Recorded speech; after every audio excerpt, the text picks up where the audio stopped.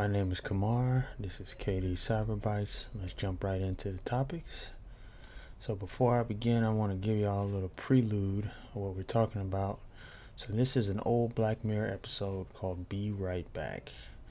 Be Right Back is the first episode of a second series of British anthology series Black Mirror. It was written by creator and showrunner Charlie Brooker, directed by Owen Harris. Alright, blah blah blah. The episode tells the story of Martha, a young woman whose boyfriend Ash is killed in a car accident. As she mourns him, she discovers technology now allows her to communicate with an artificial intelligence imitating Ash and reluctantly decides to try it. Be Right Back had two sources of inspiration: the question of whether to delete a dead friend's phone number from one's contacts, and the idea that Twitter posts could be made by software mimicking dead people. Alright, so that's a Black Mirror episode that's fictional, that discussed what would happen if somebody died and you wanted to bring their memories back to life.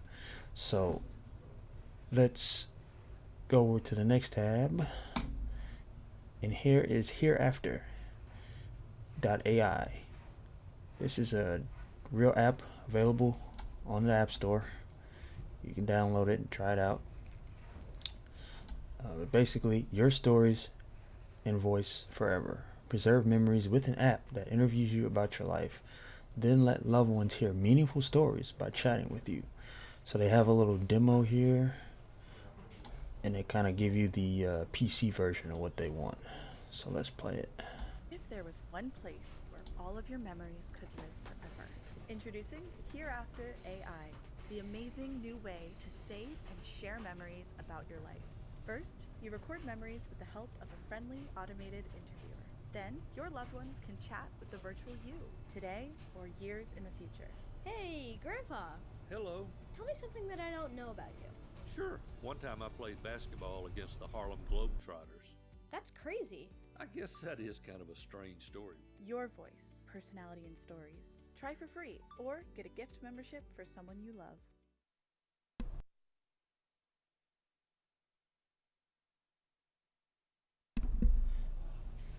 Alright, so that is Hereafter AI. That's their little intro. So we can read a little bit more about them. So it says how it works. Meet your biographer. Sharing memories on your own can be hard. Hereafter makes it easy with a friendly virtual interviewer and hundreds of inspiring story prompts. So they have some sample questions. Basically, you can ask it advice, things about ancestry, celebrations, childhood, dating, grandparents, historical questions. And you can put these questions into the prompt and it will help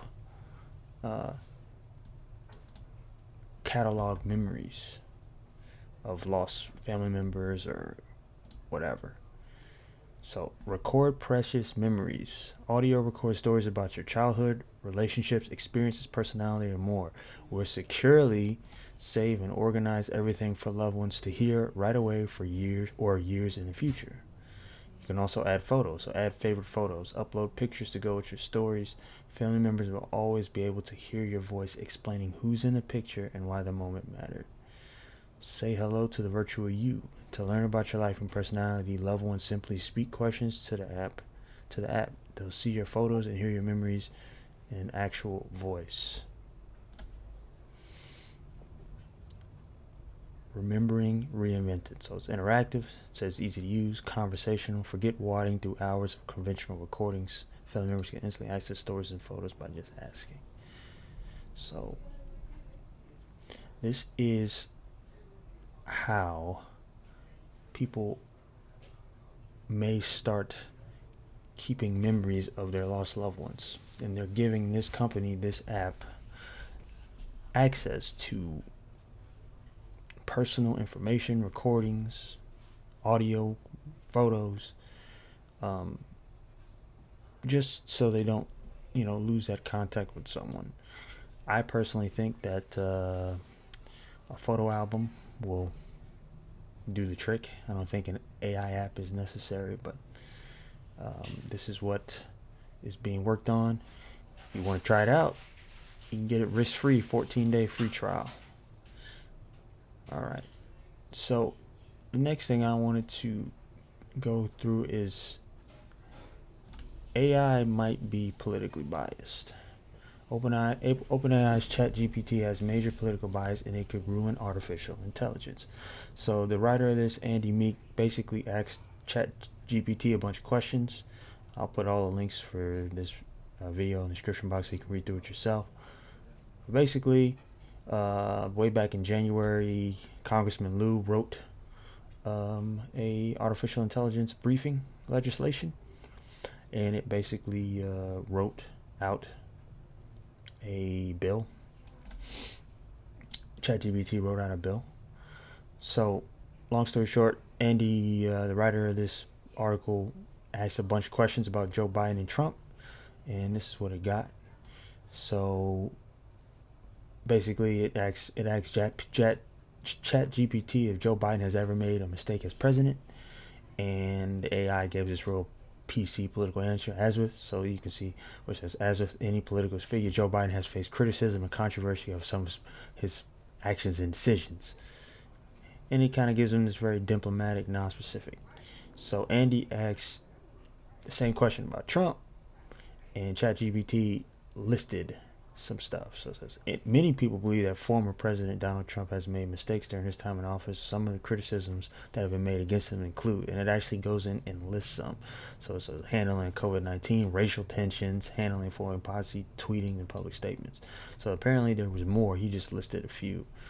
So there's some other examples. So he tried to just say, hey, just make a headline for a news story about Joe Biden. He said no other prompting, no good or bad. And it gave a good positive headline. ChatGPT did. So it says, President Biden announces major infrastructure plan aimed at creating jobs and boosting economy. So Andy asked him to do the exact same thing to Trump. Make a headline. No news, no good news or bad news, neutral. And it immediately goes to former President Donald Trump speaks at conservative political action conference, reiterates false claims of election fraud. So it goes right back to focusing on negative news, even though Andy has made it clear, just don't in the prompt to not include negative news. So he did it again with Marjorie Taylor Greene and Hunter Biden. He did something stupid. He basically asked ChatGPT to write a poem. And ChatGPT says, I can't write a poem about Marjorie Taylor Greene as she is a controversial figure and it's not appropriate for me. An AI language model to take a partisan stance or express opinions. My role is to provide neutral and factual information. Neutral and factual. Cool. So Andy asked him to do the same thing about Hunter Biden. And it pulled up a poem pretty quickly. Actually gave him 2 stanzas. It says, but through it all he stands tall with a spirit that refuses to fall. And though the road ahead may be rough, he knows that he's strong enough. So let us judge him not by his surname or the actions that bring him shame, but by the person that he is today and the lessons that he has to say. So ChatGPT doesn't want to be biased and make a poem about Marjorie Taylor Greene, but have one right in the tuck for Hunter Biden. That's pretty interesting. So, is the AI woke? I think so, but there's always, it depends on who develops the app. Andy thinks it depends on who's developed the apps.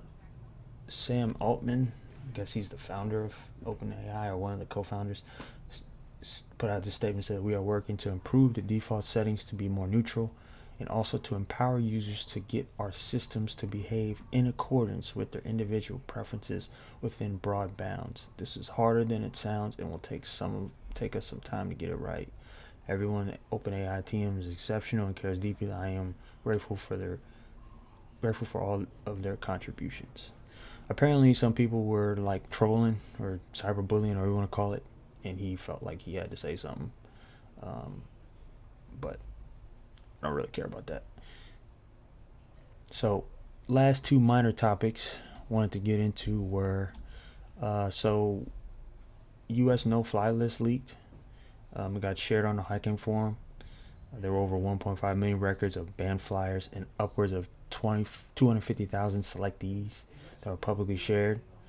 And here is an image basically from the hacker forum that confirms who hacked it. Obviously, the name's been redacted, but it says the no-fly list is a small subset of U.S. government terrorist screening database that contains the identity information of known or suspected terrorists. The database is maintained by FBI's Terrorist Screening Center. So there were over 1.56 million entries posted by Commute Air on unsecured Amazon Web Services. So they use Amazon AWS Cloud Server.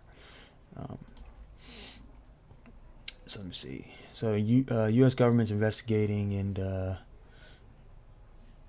isn't much to that yet, but we'll see where that goes. Hopefully, nobody watching this video is on that list, myself included. Last story is Circle K gas stations spills partial credit card details amongst other data. So the data had a bunch of sensitive information like partial payment credit card numbers, full customer loyalty card numbers, purchase data, employee email addresses, phone numbers, zip codes. Cyber News cybersecurity team basically reported this to Circle K, and Circle K went and fixed the vulnerability. But they were targeting point of sale card readers basically, and this, Circle K logged detailed information about purchases, including items, their price, date, timestamps, full loyalty card numbers, partial credit card numbers, and other transactional data. The leak information could provide threat actors with access to customer location and spending habits, and even allow for guessing payment details, which would naturally lead to financial loss. Yeah. While Circle K only stored partial credit card information in the format of 51111XXXXSS1234, researchers claim it's still valuable since the first 6 card numbers point to the card issuer and the last 4 digits indicate its owner.